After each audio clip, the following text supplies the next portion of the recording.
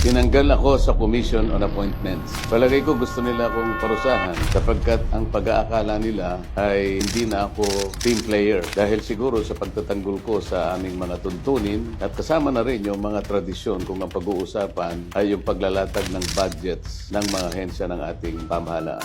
Ang sabi ng aking ama, kahit sa isang magsasaka, palagi kang nasa patas, huwag kang manglalamang ng kapwa mo. Ito ang naging tuntunin ko at naging panuntunan ko kahit na ako'y dumating na sa kalagayang ito. Sapagkat kami pinaglaanan ng kapangyarihan, kailangan mong ipatupad ang mga tuntunin ng may patas. Kasi yun ang universal na kailangan ng sangkatauhan. Meron tayong gold standard. At ang may papayo ko sa aking mga kasama, sana bumalik sila doon sa tuntunin na yun. Sapagkat yun ang matuwid. At yun ang hinahanap ng mga mamamayan. Lalong-lalo na yung marginalized. Sila ang mas deserving kung pag-uusapan na yung pagpapatupad ng hustisya sa paraan na pagkakapantay.